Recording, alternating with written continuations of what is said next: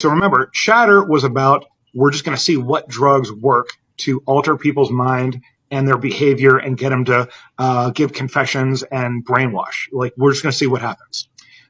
So then we had Bluebird/Artichoke, which actually in the private notes was called A/B. That's just what they called it in all of their private memos to each other.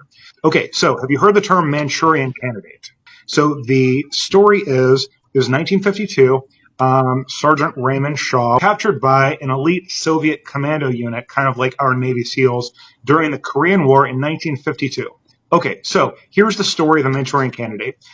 They were like, we'd already done this stuff with Project Chatter, so we're going to give this guy LSD, and we're going to use hypnosis. This is where hypnosis starts coming in. And the idea is we want to install dissociative identity disorder or a multiple personality in that person using the hypnosis. And then we'll use some kind of trigger, like we'll say this word or make this sound or whatever, and they'll adopt this other personality. He ended up, instead of assassinating the person he was supposed to assassinate, kind of coming out of it and assassinating himself. So that's what the Manchurian Candidate was about. So now you have kind of the basic idea for that. That was 1952. Okay, now here's a really interesting thing. So the Korean War began in 1950.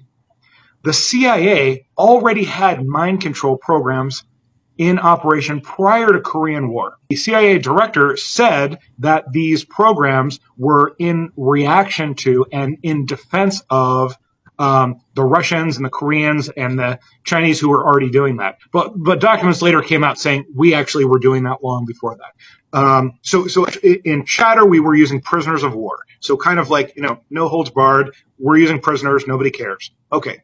So then they started experimenting on our own American soldiers. Now, what they would do is they would lie about what the experiment was about. They're like, oh, we're doing this experiment. It's just a safety experiment. You just do it. It'll be fine.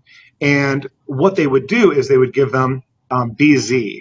It's like super LSD. So they're like, oh, well, what if we took LSD and then made it super 100 times LSD and then give it to our own soldiers?